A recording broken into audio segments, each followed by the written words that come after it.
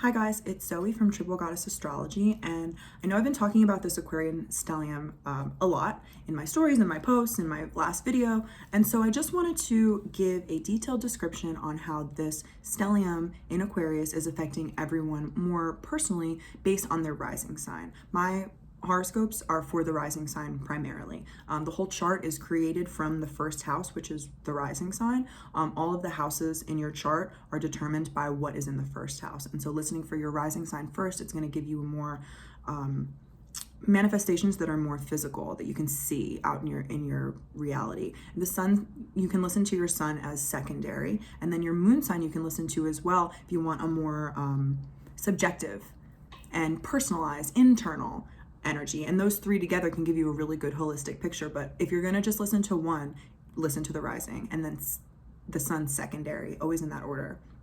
And so I'm just going to start with Aries and kind of give a description for every rising sign so you can understand where this energy is for you and how you can best work with it and what the energy is favoring for you right now, what it is supporting. And so for Aries, this energy is in your 11th house of friendship, groups, community, and really your hopes and dreams as well. The ancient astrology says that the 11th house rules our hopes and dreams. So all these things are going to be very highlighted for you right now, the first 2 weeks of February for sure. So wanting to connect with friends, be around people that are like-minded, do any community activism work or volunteer work.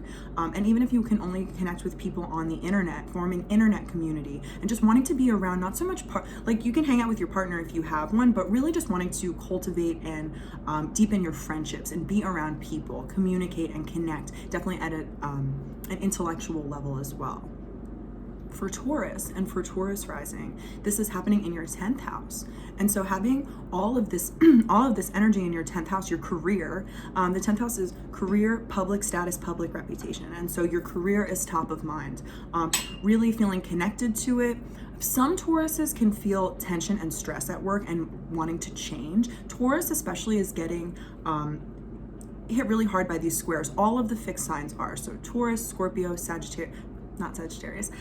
Taurus, Scorpio, Aquarius, and Leo are getting, feeling the most tense. And so for Taurus and Taurus rising, you could be feeling tension at your job. If you don't, then you just feel very connected to it. You know, your job is highlighted. So if you really like it, then you're feeling that and you're there and you want to, Mercury's here. So you want to talk and you want to connect and you want to network.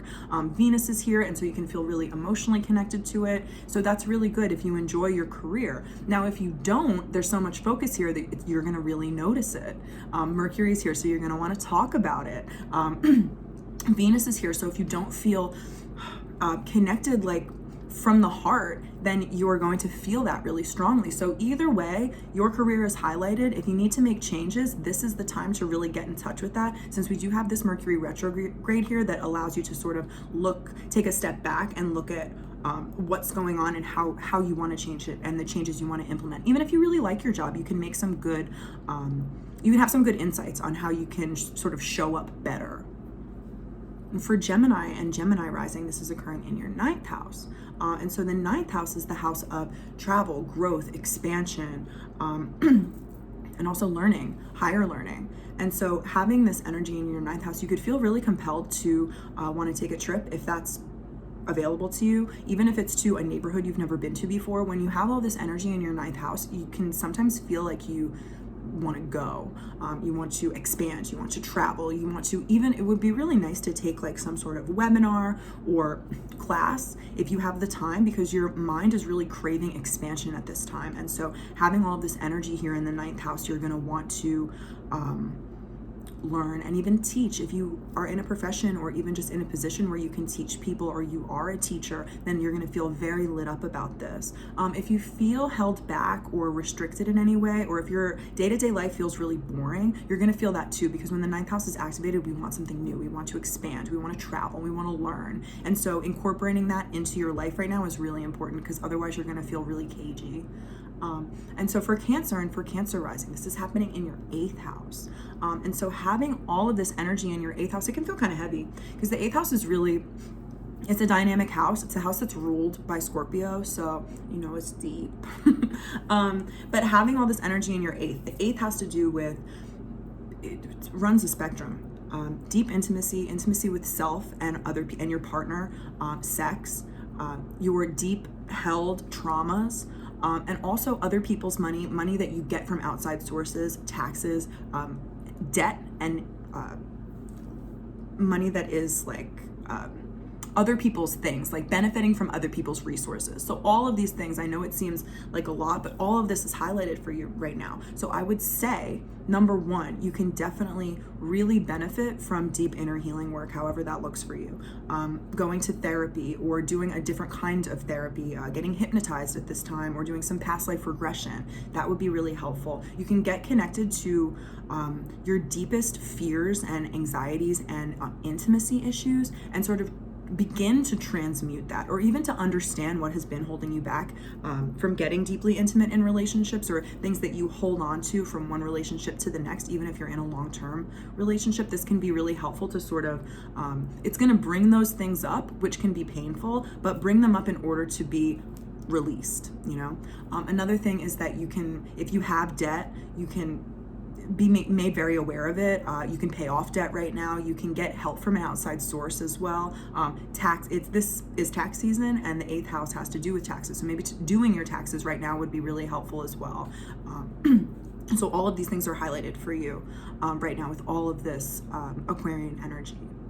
And so for Leo, here's another fixed sign. For Leo, this energy is happening in your 7th house of partnership. And so having all of this energy here in the 7th, and the 7th house of partnership isn't just romantic or marriage partnership, it's business partnership, and it can even be really close friends. And so all of your partnerships are highlighted right now. And especially for Leo, if you are engaged in relationships, business, friendship, romance, that feel limiting, restrictive, burdensome, like you can't fully creatively express yourself like a Leo loves to do, then it's going to feel so strong right now. You're going to have to make a move. You really are. And if you don't, you have a 10th house activation as well. And if you don't like your job, if the relationships at your job don't feel good, you're going to need to change that as well. Conversely, you can meet someone that can really help you in business. You can meet a friend that is super helpful to your growth and evolution. You can meet people right now, connections that can be very auspicious. And so be open to help from other people. I know that's hard for a Leo sometimes, but just be open to meeting new people and talking to them, because other people can really be helpful for your growth and evolution at this time. All your partnerships are highlighted. So what's good will be highlighted, and what you want to grow and cultivate, and then also what is not working and needs to be tweaked or removed.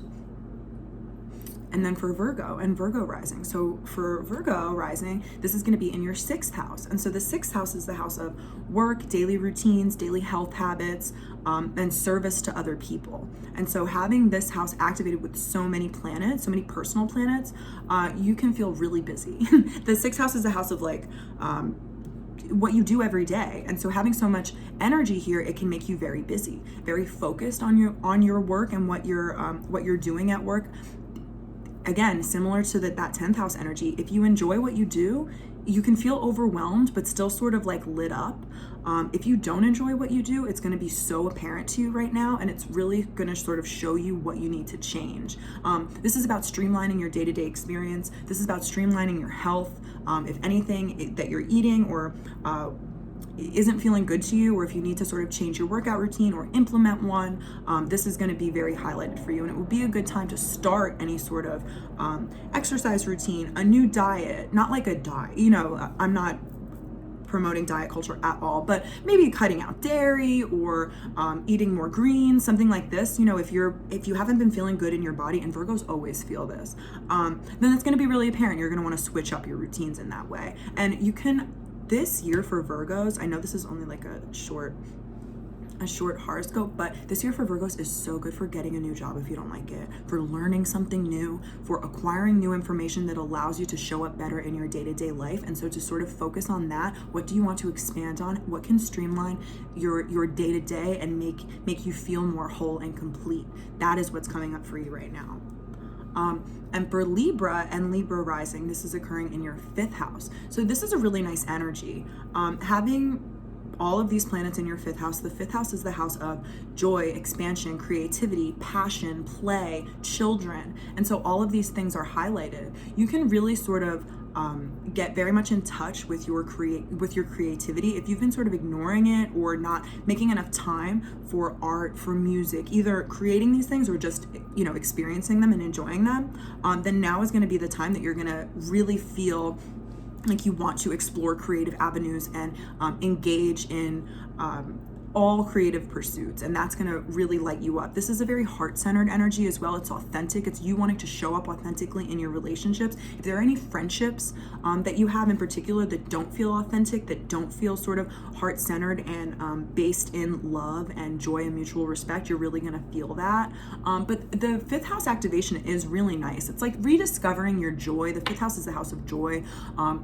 Am I engaging in activities and relationships that make me happy? If not, how can I back up and sort of call in relationships that are sort of vibrating at my level and calling in what I want, what feels good? If you have children, or if you work with children, or if you're around kids a lot, you're going to feel really connected to them as well. This would also be a good time to maybe have a kid. For Scorpio and Scorpio rising, that's me. This is occurring in your fourth house. All of this energy at the very bottom of the chart, the base of the chart. The fourth house is home, family, roots, ancestry. It is, and Scorpio is another fixed sign. And so you're getting hit with a lot of these squares of change and sort of breaking points where you need to change something with your home situation, something in your relationship, something with your career. You know, all of these very foundational parts of our chart for the fixed signs are getting hit. And for Scorpio in particular, it's the fourth house right now. And so you can feel very connected to your home. You can feel like you want to spend more time at home, wanting to beautify your home. I just spent $200 at Bed Bath & Beyond today buying like duvet covers. So things like this, you know, wanting to, you could even be thinking about moving for sure, especially this year. At a deeper level, you can be connecting to your ancestors in a way that you haven't before. You can feel more connected to your family members that you haven't talked to in a while, especially with Mercury retrograde here, could come back into your experience. You could have to set boundaries with family. There's a lot of energy at this, as I said, base and foundational area of your chart. You can definitely feel like you need more time not in solitude, but just in your sanctuary of your home and creating a sanctuary for yourself at home as well. Laying down roots, you know, nesting. And then for Sagittarius and Sagittarius rising, this energy is occurring in your third house. So the third house is the house of communication and short distance travel. It sort of rules over our cars, our neighbors. It's like your immediate environment is what the third house sort of rules over. And so having all of this energy in your third house, it also is communications, networking, publishing, anything you put out that is like your words. And so all of these things are really highlighted. If you work in any sort of marketing, or if there's networking involved in your job, or if you're a writer, you can put out a lot of content right now. You can feel really lit up. This is your mind. So your mind is being strongly activated. And so, but also right now Mercury is retrograde here for you. So your mind can feel a little bit scattered or all over the place. So just making sure that you're double checking everything right now, crossing your T's, dotting your I's, and communicating in a clear way is important. But the third house is being heavily activated. So you're going to really want to connect and form community and connect with people in your life on a mental level and have a lot of conversation. You can be really curious. You can want to learn a new skill or start some sort of class or webinar where you're learning something new. This is real, and your perception can start to change as well, because the third house is the house of perception. So how you talk to yourself, how you address yourself, being sweeter to yourself, I always suggest, because we always need to do that. But changing the way you talk to yourself, which will then in turn change the way that you talk and communicate with other people. For Cap and Cap rising, this happened in your second house of finance, of money. You know, the second house is the house of money, our personal finances, our sovereignty, our financial independence, and our value system. And so having all of this energy in your second house on a really sort of base level, your finances are highlighted. focusing on them. You can be wanting to sort of make a financial plan, invest in GameStop if we're allowed, but investing, really figuring out what is going on with your finances and how can you be more self-sufficient. Where do you want to put your money? What are you saving for? Are you saving too much? Are you spending too much? And just sort of getting your affairs in order as far as your finances and how you take care of you. On a deeper level, this has to do with your value system. So and another thing with Capricorn, it's like, are the things that you're doing right now, are the relationships that you're engaging with and the people that you're surrounding yourself with in line with your values? If not, then like what needs to be changed? And for Aquarius and Aquarius rising, here's another fixed sign. This is occurring in your first house. This is you, baby. There is a lot. People that are Aquarius risings in particular, sun to a lesser degree, but still, yes. Everything about you is up for review. When we have all this activation in our first house, first of all, you're gonna feel like, because Venus is here, the sun is here, this is your time. It's like, what about me? Here I am, wanting to be out, wanting to connect with people, wanting to really, and especially because your first house is being activated, so is the 7th for most Aquarius and for Aquarius rising. And so really thinking about, like, again, as I said, like, what about me? This is in relationship, am I engaging in relationships, in friendships, business partnerships, romantic relationships where I am, where my needs are being met? Am I just staying in relationships because I've been in them for a while and they feel comfortable? What do I want? What do I need? Those things are changing as far as how you show up in relationships. What boundaries do you want to set? What will you accept, and what is a no from you, dog? American Idol, bad joke. So this is really, it's a lot of focus on you, and you could feel really busy, like in high demand. Having Venus in your first house as well, you can want to really change the way that you look. So getting your hair done, buying new clothes, getting some work done, anything like this, and really sort of thinking of it, changing your how you look and how you show up in the world. That's what the first house is. It's how you present. And so this is a time where everything about you is up for review, and you're seeing yourself much more clearly and what you want and don't want, for sure. And then last but not least, we have Pisces. And so for Pisces rising and sun to a lesser degree, you have this Aquarian energy in your 12th house. And so having all of these planets in your 12th house, it can feel a little bit heavy. The 12th house is the house of secrets and everything that's hidden, our subconscious, our deep spirituality. And so similar to Scorpio rising, Pisces rising may want to spend more time alone. The 12th house is the house of solitude. It's also the house of endings, as I said. And so you may be separating yourself from certain people or certain situations that just don't feel good, or you just want to be by yourself more. Having this 12th house activation, you're gonna want to connect with you in a deeper way. This is a great time to do any healing work, to do some meditation for sure, journaling. Checking in with yourself is really important right now, and not feeling like you have to show up. Sometimes we just want to be alone, and that you may really be feeling this, Pisces, and that's okay, and sort of just honor your cycles.